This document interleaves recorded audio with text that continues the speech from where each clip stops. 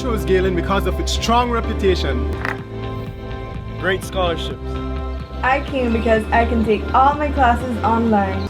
Because Galen University opens doors to the outside world. Their course offering in tourism. It gives you more opportunity to become who I want to be. If you want to connect with your inner champion to make the world a better place, then Galen is right for you.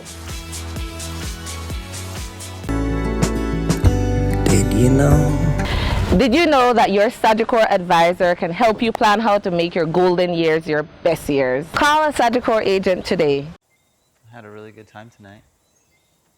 So did I.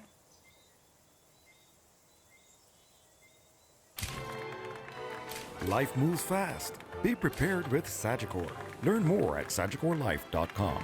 Good morning and welcome to Morning Matters. This morning our guest is a city councillor, assistant professor at the University of Belize and standard bearer for Mesopotamia Division, Dr. Candice Pitts. Dr. Pitts grew up in the Port Loyola area and did her early schooling in Belize City.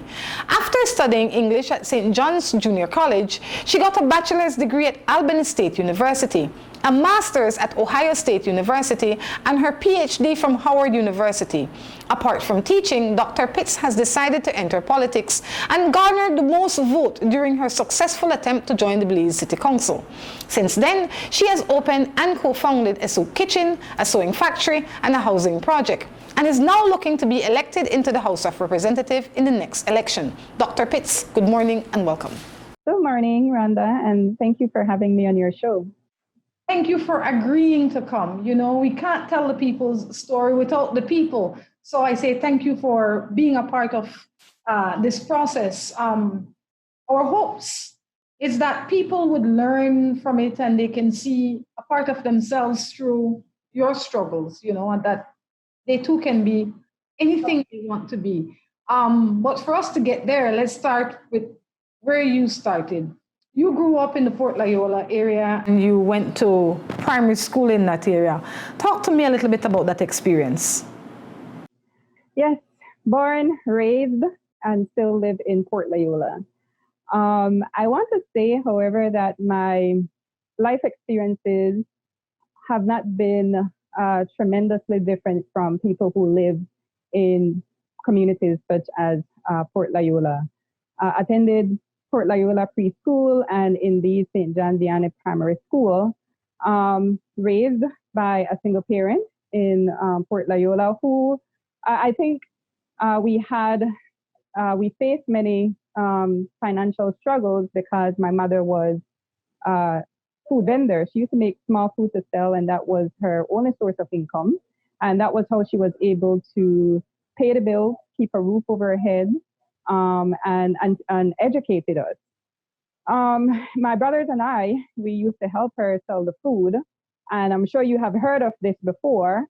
The reason why I became known as a little Johnny Cake girl was because I used to sell Johnny Cakes every morning before I attended school. And in the evenings, I used to sell panades and powder bun. But I suppose Johnny Cake girl just had a ring to it as opposed to powder bun girl, no? Because I used to sell Johnny Cakes early every morning, I used to attend classes at St. John Vianney late every single day. So that was also something that I was known for.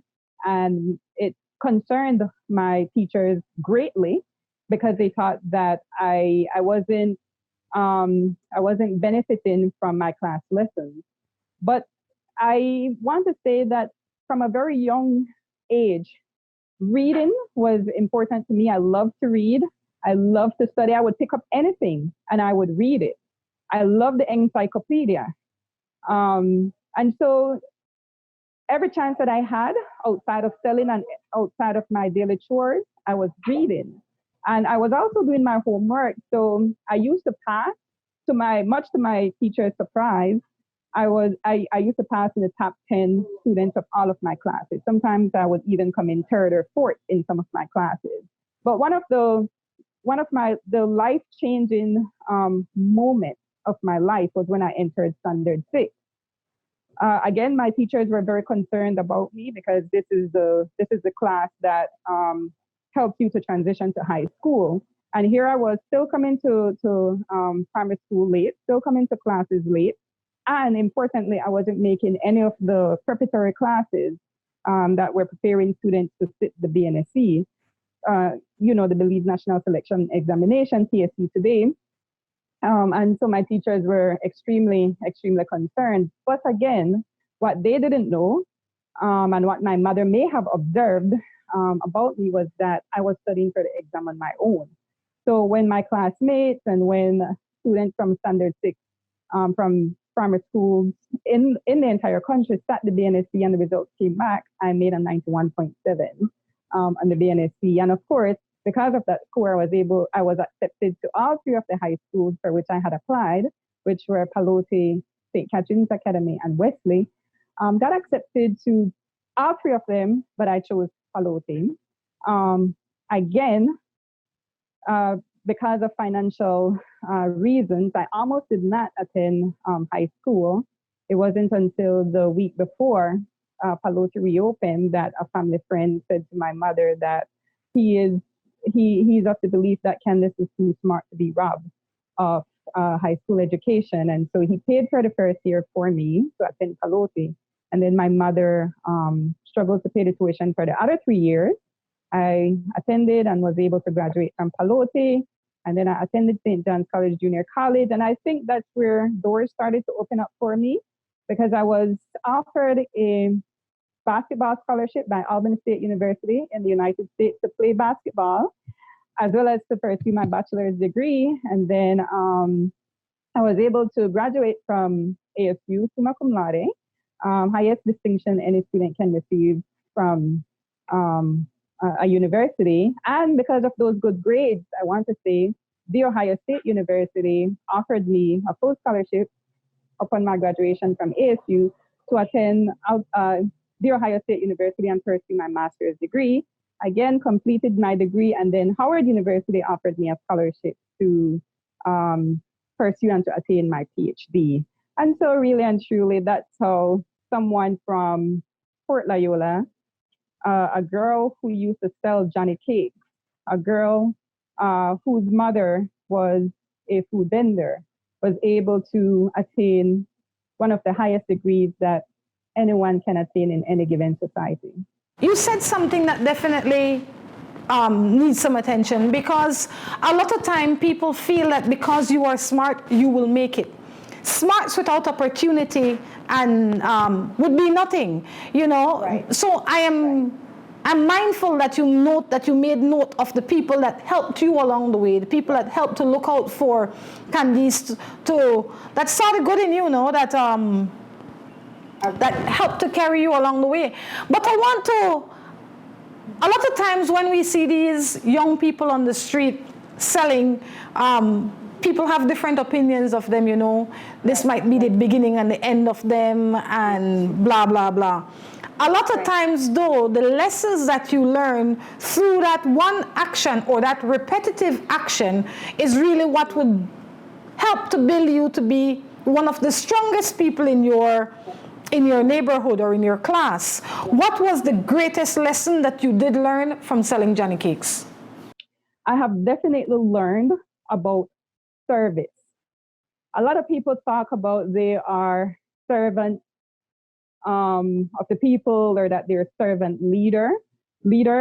One of the things that selling Johnny cakes taught me was really and truly how to be of service to people. Humility as well. How to be polite. These are things that we take for granted, but our attitude, our humility, how we treat people will take us a very far place in life. And I knew that I needed people to buy my Johnny cake. And so I was very, very cautious about how I treated people. Bid them the time of the day, was always very friendly, was always willing to, even if I were selling and one of the elders in my community needed something from the store, I was always willing to run and purchase it for them, because I understood from that process that you really need people, and how you treat people is going to determine the relationship that you will have with them.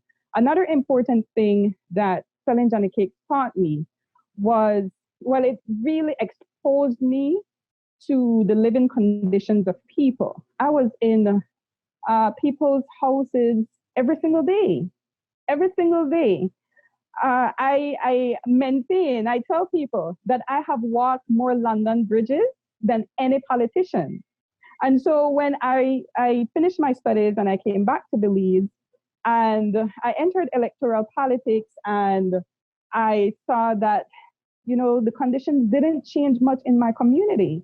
I still had to walk London bridges to go and speak to some of these people. I figured that instead of just complaining, I just needed to jump into the arena and to make my contribution, however small it is, to the changes that I think communities such as mine need to see. So it's all of what I'm doing right now, even my determination to my academic career, my academic studies, and now my passion about electoral politics, I want to say, started right there with me as a little Johnny Cake girl. I want to stay here for a little bit, simply because a lot of times the people don't make it past this phase. The people don't make it past the girl that is 15 years old or 13 years old and pretty, outspoken, feisty, smart. They don't make it much longer beyond that point because, and I will say very loosely, the devil scoops them up. Somebody snatch them off the road, somebody tell them that's how they can make them live a better life. They can become not the Johnny Cake girl, but the girl buying the Johnny Cake. What made Candice, even in her early teens, not stray, considering you were not living a privileged life at that time? Well, really, I have to add that I was raised by a very strict mother. My mother was strict. My mother was taught me a lot of life lessons. I recall when I was younger and when I was going out to sell the Johnny Cakes, and I could just imagine what may have been going through my mother's mind at the time. But she would say stuff to me like, because of your living condition and because people know that we don't have a lot, there will be men out there who may come and want to offer you a gold chain and a gold ring and a gold bangles, and and they will only offer you that until they get what they want from you. That is never going to last. But if you study and if you get a good education, you will be able to buy all of those things for yourself. Another thing, I was very observant and sympathetic of my mother. I saw how much she struggled, and I always thought in my mind that I wanted to be one less thing that she had to worry about. And so my mother can tell you, I wasn't a child who gave trouble, especially at home. Now, when I got to school, my teachers, they may have had their own opinion, but at home, I never gave trouble. And that not giving trouble, not doing things that would have offended my mother or would have made her cry or would have disappointed her, in addition to the fact that I really like my studies, and all of the virtues and the principles that my mother were instilling in me. I think it's a combination of those things, as well as witnessing, in my community, what happened to the girls who did not stay in school or did not listen to their parents. They ended up pregnant. The boys, they would fall victim to the street. Yeah, that wasn't the life that I wanted for myself. So I want to say it's really a combination of things, in addition to the grace of God, really, that got me through those difficult times and brought me to where I am today. And for that reason, I think that for our young people, we definitely need to emphasize that concept of mentorship, because we have to assume that not all mothers are like my mother, or to be fair, not all parents really know how to parent. So assume that some of our children are not receiving the kind of guidance that they need. So as a society, we can help, we can contribute by perhaps, being mentors to our young people, or formalizing really a program that could help mentor some of our girls, some of our boys who are falling every day by the roadside. Additional to that, when you started to go to politics, you're a big girl, you're meeting people that you've never seen, you're sitting next to Mr. Black and Mr. White's daughter. Yeah. I mean, even though it probably did not show on your face, the conditions that you were living in and the chores that you had to do in the evening, what did that major chore do to you emotionally at that stage in your life? I want to say, when I entered Palote, I became the most self-conscious. Because of those reasons. It was a journey walking from Port Loyola down Central American Boulevard, going over Belcan Bridge, and then sitting in a class, as you rightfully said, with the ministers' daughters and politicians and lawyers' daughters. And then I had to walk back every evening. So that was one reality, sitting there, and then another reality, walking back and coming home.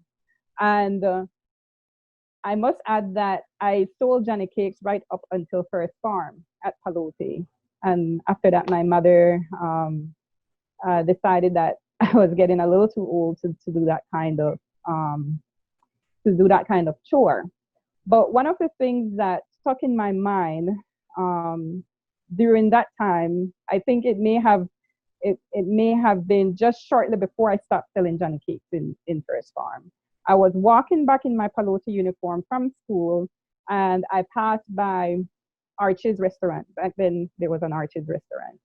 And when I saw a group of people hanging out on the other side of the street, I walked with my head down because I was in my Palote uniform, and I didn't want them to recognize me as the little Johnny Cake girl.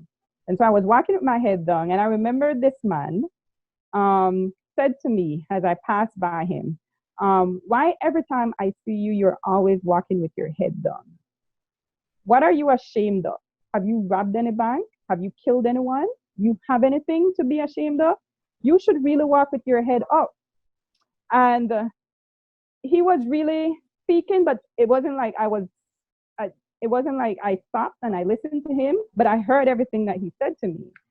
And it registered. And indeed, I asked myself, what it is that I have to be ashamed of. Selling Johnny Cakes is really still an honest living. And I have done nothing really to be ashamed of. And from that day forward, I made a conscious decision to walk with my head up, because indeed I had nothing to be ashamed of. And I am glad I did that, because now in retrospect, me sitting here, in retrospect, I am really grateful that was my background. I think if I didn't have that background, I perhaps would not have been who I am, what I am, and what I stand for in this life. Guys, we're going to take a break, but when we come back, we'll be coming back with more right here on Morning Matters. Break and back.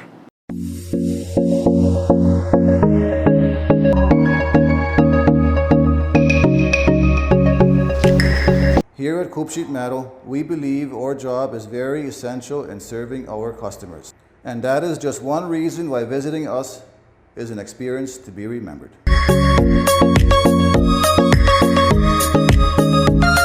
Here at Coop Sheet Metal, we have a reliable fleet of trucks. We specialize in countrywide delivery of all our material.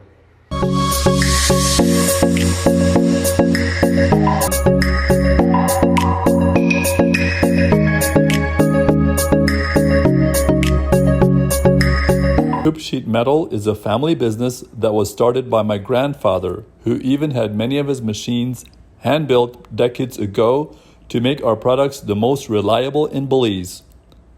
Come visit us at our new facility on Iguana Creek Road, just past the Belize River leading to Spanish Lookout. Did you know that it's best to keep the lumber stored in a dry place? At KT Enterprises, all our wood is stored in an enclosed space to provide our clients with the highest quality. We allow you to personally select your lumber if you choose, and we deliver countrywide. Be it deckboard, beams, and imported hardwoods such as red oak and white ash. At KT Enterprises, we provide you with the highest grade in treated pine, construction grade plywood, and imported hardwood, delivered to your door. We continue to build Belize by reforesting its pine forest. Visit us today at 2.3 miles Iguana Creek Road, or give us a call at 671-0114 or 672-0114. New Buildings Limited is the company of choice when it comes to design, fabricating, and erection of wide-span metal buildings in Belize. At New Buildings, we have a team of well-trained professionals that can produce the most innovative and durable metal structures. Be it domestic or industrial buildings, we can get it done for you. We have put together some of the most outstanding metal structures in the country. We also do estimates and consulting. Visit New Buildings in Spanish Lookout or give them a call at 631-8723 or 610-5185. New Buildings Limited, the experts when it comes to metal structures in Belize. At NextGen, we work for you. Because despite you not being able to be together, we can keep you connected, united, talking to each other, seeing each other, communicating with each other. Stay connected with NextGen. NextGen, powered by Central TV and Internet. Welcome back to Morning Matters. Dr. Pitts in with us this morning. Dr. Pitts, welcome back. Thank you. All right. Now, we have a decent idea of where you came from, not only physically, but emotionally and mentally as well. And I think they're all equally important. But in your years, you got the opportunity to study, like you said, abroad. You also got the opportunity to work abroad, and you could have stayed there. But why did you come back? I'm sure there were people in your family that said, Candice, what's wrong with you? You have a good job, your money secure, your investment secure. Why? Why come back? But not only come back, why come back and go live that port? Yeah.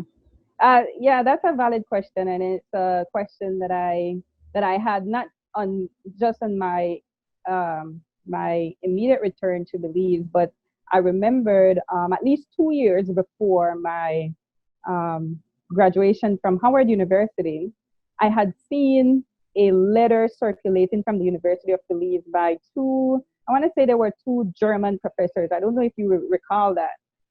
But they were really criticizing the institution, the management, the students, and just their experiences there. And I remembered saying to my my colleagues that upon graduation that I was going to return to Belize to teach at the University of Belize and contribute some of my years and my experiences there. That was at least 2 years before I graduated. But upon graduation, I instead taught for some years in the United States. And then I was in a transition between the institution where I was and another institution that I had desired to be. But I said to myself during that time that when I transitioned from this city, I want to go to a city where I can live and a city where I can be of more meaning. I said that may have been in May, and I came to Belize in June. And I had a conversation with my cousin, and I was telling him made the exact same statement to him. And he said, you know what? You graduated already. You received your degrees. You received your training and your experiences. You need to be home. Belize needs people like you. Heard it, but didn't really process it. And when I returned to the United States, I just made a snap decision, and I packed up my stuff and I came to Belize. And when you think about it, which other city, which greater place could I have been other than Belize City and to be of greater meaning? And so I have no regrets. Yes, I was, I lived a very good life in the United States, but that was all a part of my experience, you know. I went away to study. All a part of my experiences, and now, as my cousin have said, I know that I maintain Belize needs people like myself to contribute whatever we have to contribute towards its development. What was the teaching experience like compared to the teaching experience at UB? I think in every class you go, you will find your challenges in spite of your geographical location. I think for the most part, a lot of our students struggle in terms of their expression, both orally and in writing. And that is what I teach, right? How to express yourself in writing and orally. So that is always a challenge for our students. The only difference that I saw, or the most pronounced difference, would be the kind of resources that both the teachers and the teachers are exposed to in the United States, of course, and the lack thereof that they have in Belize. That can definitely impact the level of education that our students receive. So, and I think that also translated into how they perceived my pedagogy. I had similar expectations of them as I did any other student in any other in similar classes that they were enrolled in, but they did not have the kind of resources, and they did not have the kind of exposure to meet those expectations, and so they found them to be unreasonably demanding. But at the same time, I thought that I was really just trying to push them to reach the kind of potentials that students in those classes, you know, should have or should demonstrate. Would you say that the students had different levels of motivation? I mean, and if so, what would you attribute it to? Wow, that again is a very important question that I think would have a complex response, because it is really a confluence or a combination of factors that really determine the success of students. And our students face many challenges, you know. Some of them are struggling to find the finance to pay their tuition. Some of them are juggling at least 2 jobs. Some of them are non-traditional students, right? They have their families and they're commuting, and other personal issues that I don't think many of the students that I have taught in the United States face. You know, many of them lived in the dormitories. Many of them were on scholarships, and they had generally, you know, better resources. So for our students, I think that I really think that there's so much that we need to do in our educational system before we continue to make the demands that we make of our students. For instance, those students who are paraprofessionals, or those student teachers, right? They're students and they're also teaching. You know, the ministry has its demands and its expectations of them. But just imagine all of what they, as I've mentioned, they are juggling in our class. And so they're not able to function as we expect them to function, but yet the institution anyway knows that they need to graduate, and so they make them graduate, but they don't receive the training and the education that they need, and then they enter the classroom and they can only teach the students what they have. And then we wonder why it is our PSE score in English is so low, or overall, whichever subject that you want to teach, that you want to pick. But if we are not equipping our student teachers, we cannot expect any better from them when they enter their own classroom. So what would be some of the physical changes that you see as necessary, regardless of the politics? I understand that you're a politician. However, you're also an educator. So I would like for you to share some of the ideas that you have as an educator, that how the system can be strengthened to, like I say, have better output. Mm-hmm. I think that, again, that is an important question, and it takes it will have it requires really a complex response that I may not have all of the points, at least not in a coordinated way at this point. But I know that we have to, one, our education has to evolve. Our educational system has to evolve with the time.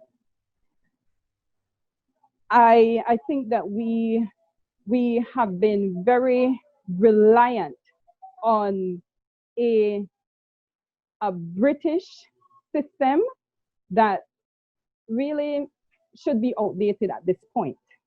But if you want to keep it, if you want to retain a portion of it, at the very least, start the evolution with our times.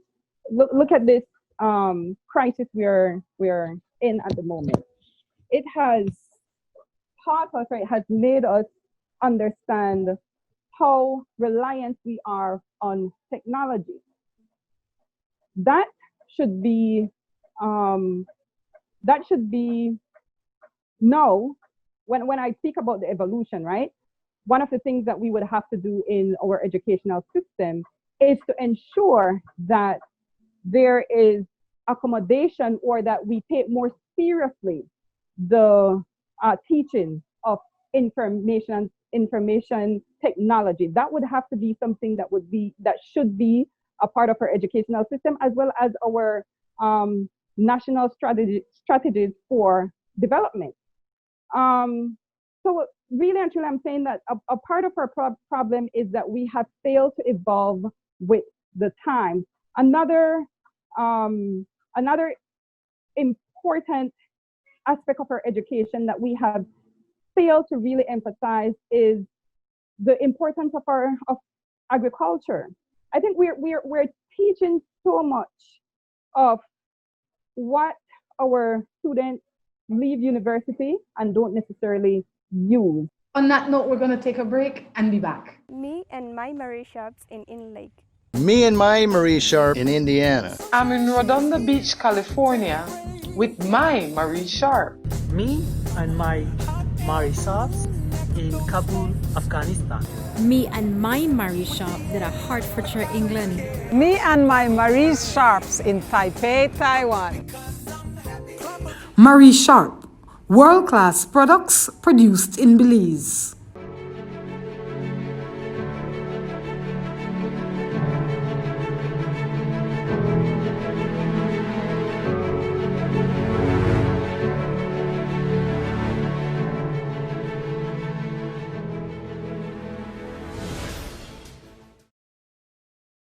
PTech has been in Belize now for more than 6 years. We specialize in residential and industrial high-quality glass windows and doors. I'm Melvin Reimer from Discount Auto Sales. I chose PTech windows because I'm quite impressed about the way they're manufactured. These are double pane glasses. They're called low E. That keeps out a lot of the heat. Check us out at p-tek.com or give us a call at 671-3842. PTech Windows and Doors, a leader in its class. At WestTrack Belize City, we are looking to help you save both your time and money. We've also improved our stock levels to ensure we have everything you might need for your automotive or agricultural needs. Additionally, Westrac has added heavy-duty and industrial parts to keep your trucks and equipment running. At Westrac Belize City, we understand that your time is important, so we want to bring our services to you at your convenience. Now you can simply send us a message on WhatsApp or Facebook and we will be right there to help with any questions you may have. I choose Happy Cow cheese because of its perfect portion sizes and I can travel with it. Because it's nice and soft and creamy and it goes smooth on your bread. I choose Happy Cow cheese because I eat it with my beans. I eat it with my fried jack. And you know why? Because it's nice. Most of all, when you're on the plane, you know they only give you some crackers and you could just take one out and enjoy it with Happy Cow cheese. I'm Miss Baker and I choose Happy Cow cheese because it goes well with all the stuff I bake. Happy Cow cheese. Look for it in a store near you. Distributed in Belize exclusively by Emilio Ahmad and Sons Limited. Welcome back to the third and final segment of Morning Matters. Dr. Pitts in with us this morning. Again, Dr. Pitts, welcome. Thank you for having me. So, Dr. Pitts, now let's talk about your political career. Let's talk about why you decide to do this and how you intend to achieve it. So let's start with the why. Why? I mean, people would say this is the worst time to be a politician. I mean, you could have chosen any other time. Why? No. Well, as I've mentioned, on my return from my studies in the United States, I consciously decided to come and live on the south side of Belize City. I didn't do it because I had politics on my mind. But when I did it, now I was coming from 15 years of convenience, right? 15 years of living a really good life in the United States. And so, of course, there was a stark contrast in reality. But what it did, it reminded me of my experiences growing up and made me understood immediately that much have not changed. And that was very sad. That was very sad to me. And I was always very socially conscious and culturally conscious, you know, so I used to criticize much of what I saw. And when the decision was when the question was put to me whether I could consider, when they asked me if I were willing to consider to be a part of the Belize municipal slate, Belize City municipal. Why am I stuttering? The municipal slate, because of what I had experienced and witnessed, I decided to give it a try. Not immediately. They had to ask me at least 3 times. And I did it for several reasons, 2 of which were, I thought that members of our communities such as these needed better representation. I heard the people complaining, but I wasn't sure at the time that there were anyone who was really addressing their needs. And so I figured that I could have helped in whatever small way I could have. And another reason was that the paucity of women in the political arena. I could have been, you know, like the others on the sideline, just criticizing everything, but I decided to jump in and let the people decide whether I can be a great leader and a great servant to them. In the Belize City Council election, they made that decision, overwhelmingly voted for me. And I want to say I have remained true to how I presented myself to them before election. I continue to work diligently. And now I am in the national race because, again, we need more women there, but not just any kind of women. We need women who are serious about service. We need women with vision. We need women who are about changes, not just the status quo. You know, the cycle will not get us where we need to go. And women who are serious about the development of our country. And again, I will put it to the people and let the people decide. But I will continue to show them that with me, it is not business as usual. Doctor, people may say that politics in this country is kind of tribal or hereditary, depending who you ask. You know, my mother was blue, so I'm blue, and we just keep it going, blue or red, whatever.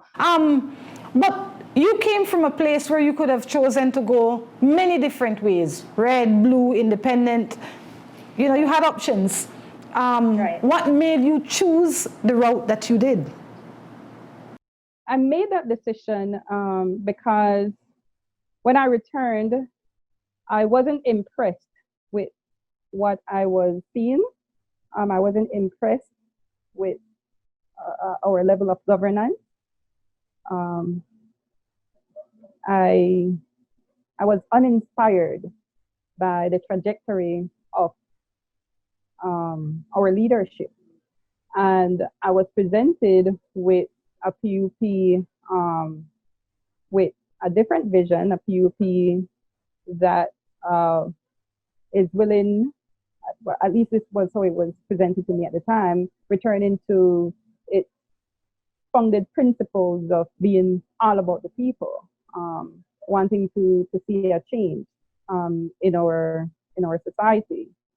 And so I am about service, and if we are all about the people, then I saw some parallels in terms of the PUP's political vision and my political vision, and so that was the basis for that decision. I have to ask, because the people heard it when you say that is how it was presented to you at the time. Is that imply that that has not been the reality? Well, that has to be the reality, because that is why I joined. That's the point that I need to make very clear, that whatever our political vision is, it has to be all about the people. Country first. That is my philosophy. Country first and being all about the people. How do you handle the criticism and the ridicule that comes along with being a politician? You have to be very understanding of the people. They have been disappointed time and time again. They have been exploited. They have been misgoverned. Their finances, our economy has been mismanaged. You have other people, foreigners, who have more rights, more access to our resources than our own locals. They feel betrayed. So when I hear this, I have to be understanding of them. But I also explain to them that this is one of the reasons why I entered electoral politics and why I have been so passionate. And I also let them know that if you want to see the changes in your society, in your country, if you want a better opportunities, better living conditions for yourself and your family and your entire country, then you challenge, your leaders, and you get involved in the political arena. This shouldn't be esoteric, or this shouldn't be exclusionary to just, certain big people and their families. No, we have to vote, every election. We have an equal say, or we should have an equal say in the leadership of our country by birth, by right, being a Belizean. So you want to be a city councillor, then aspire to be a city councillor. As long as you know that what you bring to the table will be about meaningful and beneficial changes that will help to develop your people and your country, then come to the table. That is what I say to them. People may say that we've been exploited by all of them, red, yellow, blue, green, purple. Absolutely. And to some degree, that is the truth. What is to say that now things are changed? I mean, it's the same tribe. I mean, so what is to say that, you know what, things will be different this time?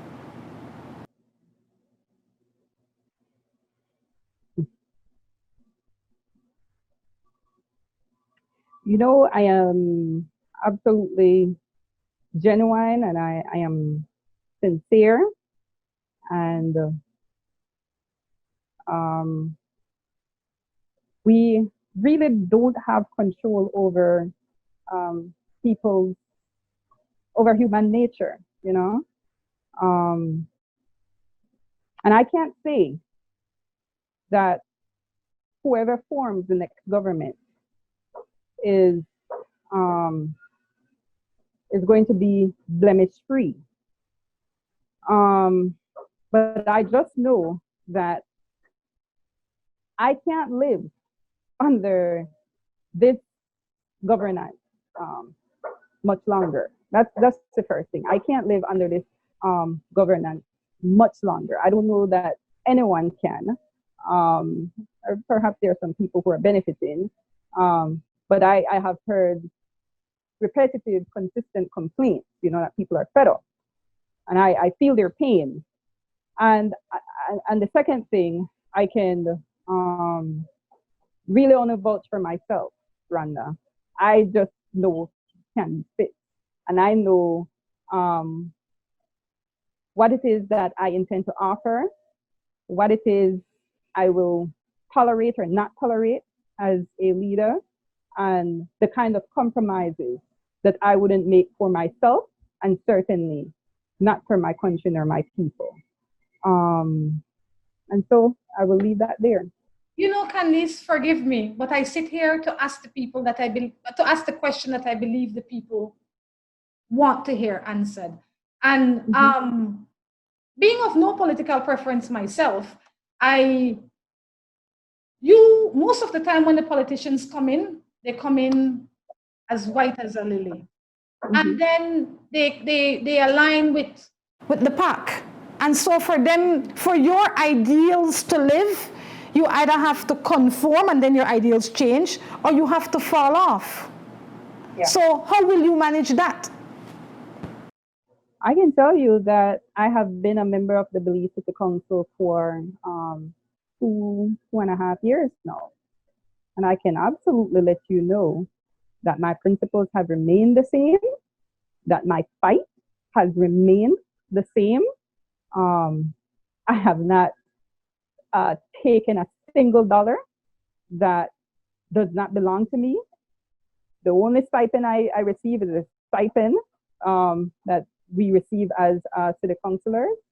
And it's nothing outside of that has read in my eyes, because that was not what I got into this business for. So again, I can say that I can only speak for me, and I know what I will do, I can do, and what I absolutely will not do. Good. There's only 2 women that are members of the House of Representatives, even though women make up more than half of the electorate. Why do you think this is? Wow. In answering that question, I will reference one of my experiences I had at the University of Belize as a teacher there.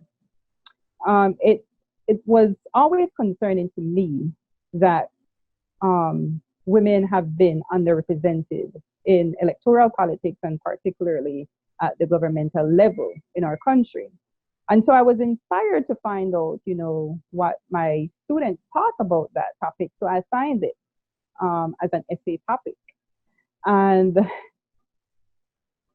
the responses that they gave to me were really revealing. But it also showed me how people in our society really think, how they view gender.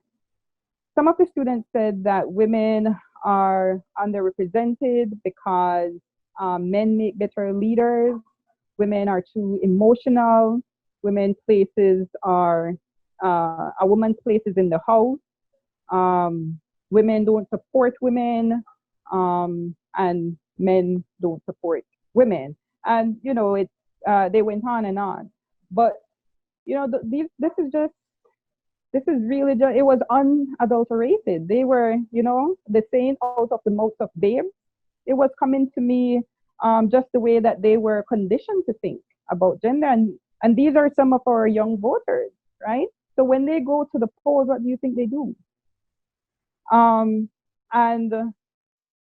if they're thinking this way, of course, the chances are they're not supporting women and women's political aspirations. Financing or money has been one of the most important elements where elections are concerned. What changes would you like to see made where campaign financing is concerned? Well, I think this is a topic that we have been covering, and rightfully so, because we need a more open electoral system. There are places such as like in Mexico, where that country has its own, it has an entire electoral school that governs their electoral system, that decides on the laws and the regulations that should be in our electoral system. I don't think that we have a system that is anywhere near that. In fact, it seems it seems too flippant and too lawless, which creates the ground for the grounds or the space for the level of corruption that we witness in our society. And so I think that we really need to create the kind of legislations and the kind of regulations that would create a more open system that would make the process, one, by which politicians receive their financing become more transparent, and in general will become will create a more transparent system that will make our election more fair, more just, and more equitable.